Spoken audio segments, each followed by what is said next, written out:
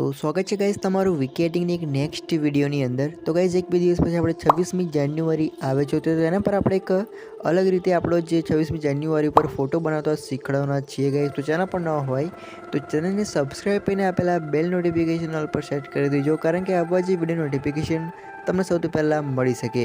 અને ગાइस જે બધું જ મટીરિયલ છે તમે ટેલિગ્રામ ગ્રુપમાં મળી જશે, બરાબર છે। અને આ જે એપ્લિકેશન છે PicsArt, એ પણ તમે લિંક હું ડિસ્ક્રિપ્શનમાં આપી દઉં, તો તમે પ્લે સ્ટોરમાં જઈને સર્ચ કરશો PicsArt એટલે તમને ત્યાં આગળ પ્લે સ્ટોરમાં ફ્રીમાં અવેલેબલ જોવા મળી જાય। તમે આરામથી એને ઇન્સ્ટોલ કરી શકો છો, તમારી અંદર ના હોય તો, એટલે કે તમારા ફોનના અંદર ના હોય તો ગાइस, બરાબર છે। તો હવે ગાइस અહીંથી આપણે જે વિડીયો છે એને આપણે સ્ટાર્ટ કરીએ।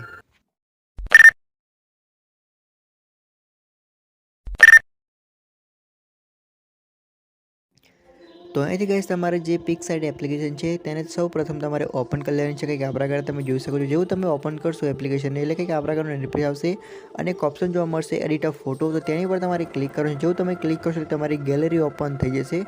તો હવે તમારેથી જે ટેલિગ્રામમાં તમને ફોટા મળ્યા હોય એમાંથી તમારે આ ટાઈપનો ફોટો લેવાનો છે। મેં તૈયાર એક ફોટો બનાવેલો છે ગાइस, બરાબર છે।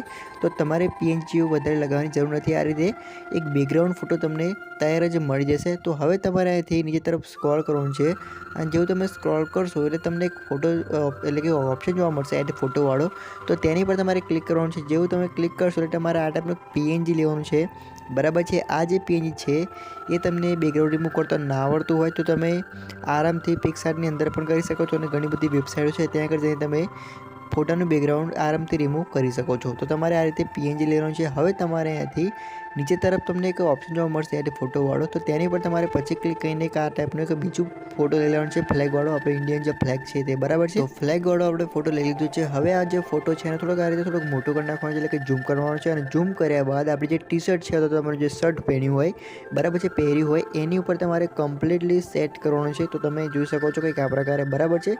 તો તમે જોઈ શકો છો સ્ક્રીન પર કંઈક આ પ્રકારે તમે કમ્પ્લીટલી સેટ કરી દો એટલે તમને એક ઉપર ઇરેઝનું ઓપ્શન જોવા મળશે, તો તેની પર ક્લિક કરવાનું છે। અને ક્લિક કર્યા બાદ નીચે તમને એક ઓપ્શન જોવા મળશે ઇન્વેટર, તો તેની પર તમારે ક્લિક કરીને તમે જેવું ક્લિક કરશો એટલે ફોટો જતો રહેશે, બરાબર છે। અને હવે તમારે જે બ્રશવાળો ઓપ્શન છે તેની પર ક્લિક કરવાનું છે, અને ક્લિક કર્યા બાદ તમારે આ રીતે જે ટી શર્ટ છે અથવા તો તમારું જે શર્ટ પહેર્યું હોય તેની ઉપર તમારે બ્રશ કરવાનું છે, બરાબર છે। કંઈક આ પ્રકારે તમે જોઈ શકો છો, એટલે કે જે પણ પહેર્યું હોય તમે એની ઉપર તમારે કમ્પ્લીટલી કંઈક આ પ્રકારે કમ્પ્લીટલી બ્રશ કરવાનું છે, તમે જોઈ શકો છો, બરાબર છે। એટલે હવે તમે જોઈ શકો છો કે ઉપર એરો છે તે પર તમારે ક્લિક કરવાનું છે, બરાબર છે। અને એની જે ઓપોસિટી હોય એને તમારે થોડીક આ રીતે માઇનસ કરી નાખવાની છે, તમે જોઈ શકો છો। જે તમે માઇનસ કરી નાખશો એટલે કંઈક આ પ્રકારનો આપણો જે ફોટો છે એ બની જશે।